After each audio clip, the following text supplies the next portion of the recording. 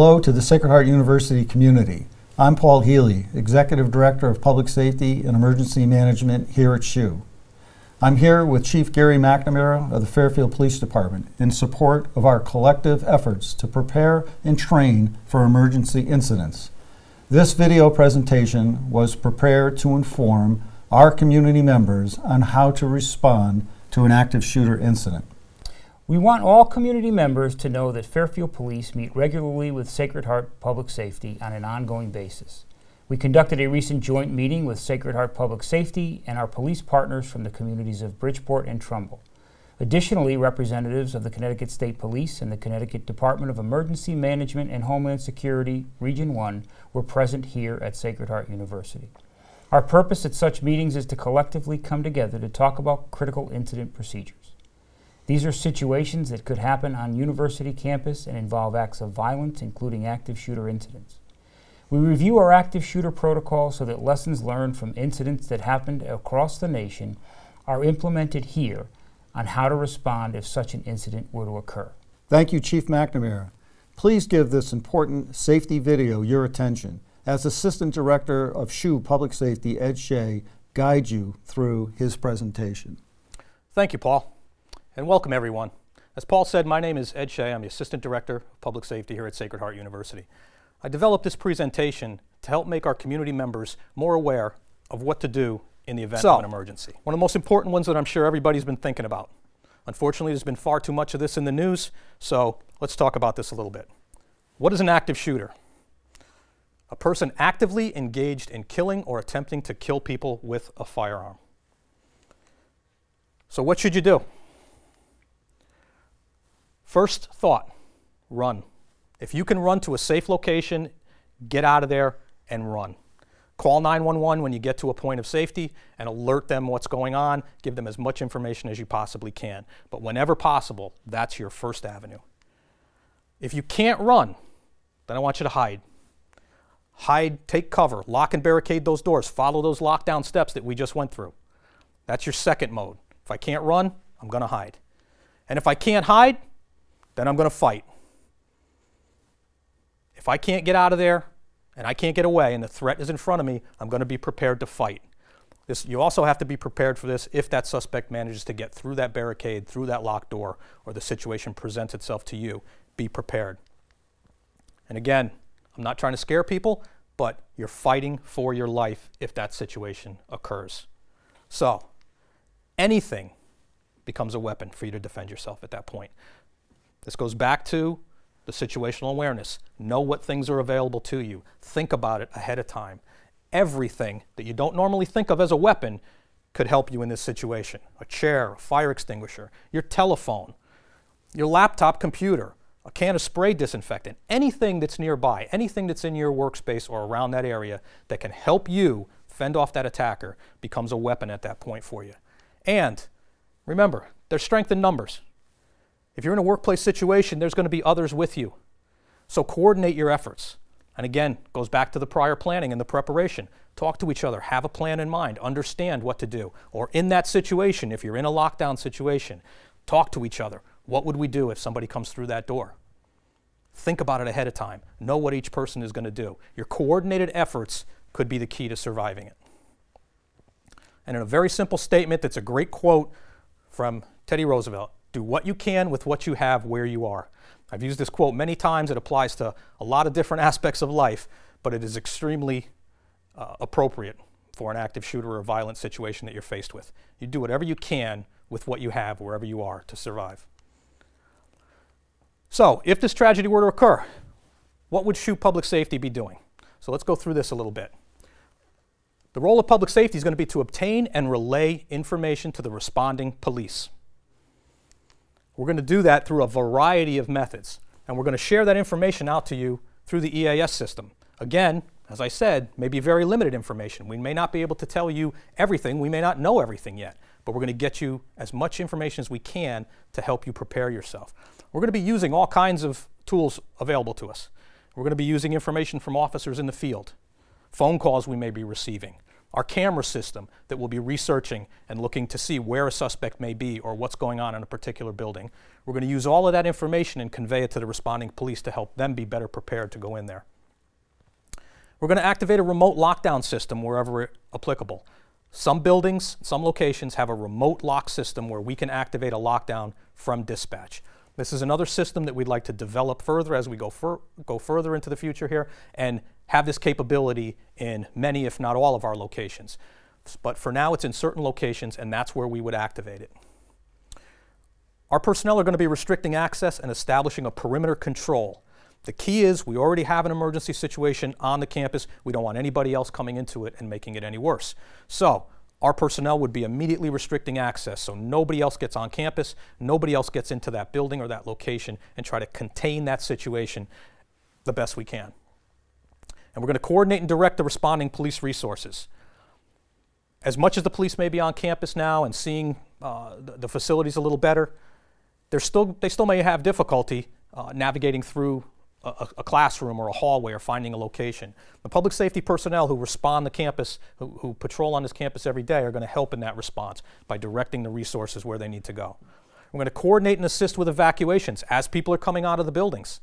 The role of public safety officers is going to be to help coordinate that, help find locations, help organize that, and make sure that people are safe wherever they've evacuated to. And we're going to activate the emergency plan. And as part of that entails assembling our crisis communication team. This is a team of professionals who are designated to begin compiling information, developing press releases and information out to the public. If an active shooter situation occurs on this campus, everybody is going to want to know about it. We're going to be inundated with requests for information, media coverage, all sorts of things, and we need a team of people whose job it is to create the information and communicate with those people so that we're getting information out to the public and to the rest of our community. We're going to issue updated messages as soon as practical. As soon as we know something more, we're going to let you know more. And we'll issue the all-clear message once an incident has been resolved. So what to expect from the police? Most people have never contemplated this and probably have never been in a situation where you've seen a controlled, very forceful response by police to a serious emergency situation like this. So thinking about it ahead of time and hopefully giving you a little bit of knowledge of what you may see and hear and experience will help minimize that fear. The police are going to be responding quickly and in large numbers. When a call goes out for an emergency situation like an active shooter, police from all around the area are going to be responding to help. So you're going to see officers from several departments, and they may be in a variety of different uniforms. There may be plainclothes officers there. They're going to have a variety of uniforms, as I said, a multitude of weapons. You'll see handguns, rifles, shotguns. You'll see many different things that they may be bringing to that situation. Weapons are going to be drawn, and they're going to be proceeding rapidly and forcefully toward the threat. That's what they're trained to do. That's their job. Go into that building, go find that threat, and eliminate it. Remember, this is very, very important, critically important for you to remember. The officers who are arriving on scene do not know who that shooter is. That means they don't know where the threat is coming from. So if you come out of your safe place or you come down the hallway at those officers, they do not know in that moment if you are the threat or you're a victim of this emergency. So they're going to be very, very cautious. That is not the time to approach them and ask a question. It's not the time to tell them who you are or your title or your role in the university. It's a time for you to put your hands up, fingers spread out in a universal sign that you're not a threat, and then follow anything they tell you to do. Promptly follow their directions. Keep your hands visible at all times, as I just said. The active shooter response protocols for law enforcement dictate that the officers arrive, the very first officer on scene, is going to go into that situation and seek out that shooter to stop that situation from happening. That's their job. That's what they're there to do. Not wait, but to go into that danger. They're not going to be able to stop and assist people who are injured. I know that sounds a little bit cold from a civilian standpoint, but it's what the police are trained to do now. That threat needs to be stopped. What's going to happen, though, is as additional officers arrive, a rescue team will be developed. A team of officers prepared to go in there behind those responding officers and get to those people who are injured, get them out to safety and to the medical treatment that they may need. As officers clear various rooms and buildings, this is going to be a slow, methodical, systematic approach to clearing a building if they don't know where the threat is. Follow any instructions that they give you. As they clear your area, they're going to want you out of there now. So they're going to send you to a location. It may not be your initial emergency evacuation point. Go wherever they direct you to and remain there. And as I think I said earlier, don't unlock doors or come out of hiding unless you're certain that it's the emergency personnel telling you to do so. Remain at whatever assembly point you're instructed to go to until you're told otherwise. This is very important because once the situation is neutralized and the threat has been eliminated, now the investigation begins. That means officers are going to want to talk to people who are in that building, who may have seen or experienced things. They're going to need to talk to you. They're going to need to get a lot of information. So remain wherever you are and be patient with the investigation as it proceeds forward. This is a little video for you that was created by the Department of Homeland Security. And it's a couple of minutes long, and it goes through various steps of what we've just talked about. It's a nice representation of a lot of the factors that we just showed, and it's a graphic representation showing you what to expect. So I'm going to play this video for you, and then we're going to come back and discuss it. We have an active shooter. Stand by for further information. Tragedies such as the 2007 mass shooting on the campus of Virginia Tech, the 2009 shooting at the Fort Hood, Texas military post, and the 2011 attempted assassination of Representative Gabrielle Giffords at a public appearance in Arizona are all examples of active shooter situations. An active shooter is an individual actively engaged in killing or attempting to kill people inside an occupied structure or outside in a populated area. In most cases, there is no pattern or method to their selection of victims. Active shooter situations are unpredictable and evolve quickly.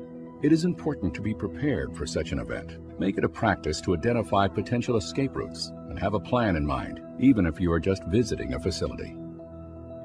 In the event of a shooting at your location, you must quickly determine the most reasonable way to protect your own life. You will need to determine if the best course of action is to evacuate or to hide. Call 911 when it is safe to do so. If there is an accessible escape route, attempt to evacuate. Be sure to leave your belongings behind. Help others escape if possible, but do not attempt to move wounded people. Evacuate regardless of whether others agree to follow.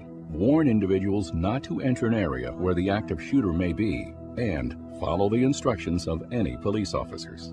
If evacuation is not the best option, find a place to hide where the shooter is less likely to find you.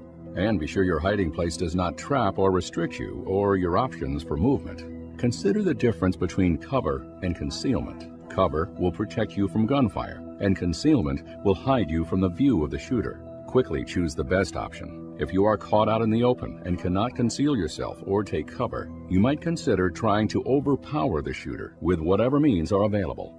To protect your hiding place, lock the door if you can. Block the door with heavy furniture, and close, cover, and move away from windows. Hide behind large items such as cabinets or desks. Remain quiet. Silence your cell phone and/or pager. Even the vibration setting can give away a hiding position. When you call 911, remember to tell the operator the location of the active shooter. If there are multiple shooters, physical description of and number of weapons held by the shooter, as well as the number of potential victims at the location. When law enforcement arrives on the scene, their primary goal is to eliminate the threat and stop the shooter as soon as possible. First responders will not be able to stop to help injured persons until the environment is safe. Knowing what to expect will help keep you calm and allow law enforcement to quickly neutralize the threat. Officers may arrive in teams with tactical equipment such as vests, helmets, and rifles. They will need to take command of the situation. Expect to experience officers shouting orders and even pushing people to the ground for their safety. It is possible that officers from multiple jurisdictions will arrive on the scene. When law enforcement officials arrive, it is important that you keep your hands visible at all times. Avoid making any sudden movements. Avoid pointing, screaming, and/or yelling. Put down any items. Immediately raise your hands and spread your fingers. Remain calm and follow instructions. Do not stop to ask officers for help when evacuating. Just proceed in the direction from which officers are entering the location. For more awareness resources, please visit dhs.gov/critical infrastructure. So some information that you should already have on hand. Most people in this community, I hope, already have these numbers programmed into your phone. If you don't, I suggest you do it. The routine number for public safety, 371-7995 or extension 7995. And for emergency calls, 371-7911 or 911. My name is Ed Shea, Assistant Director with Department of Public Safety. I look forward to working with all of you as we continue to enhance and spread the knowledge and information for our emergency response programs and procedures. Thank you. I want to thank Chief McNamara for being here today and thank Ed for additional information on how to prepare for any campus emergency situation. Please watch the Sacred Heart University All Hazard Emergency Training video and review the frequently asked questions information located on the Public Safety website under Emergency Management. Please know that public safety officials are available to meet with individual departments or staff and faculty groups to review these important security procedures. From SHU Public Safety, I'm Paul Healy, and thank you for your attention.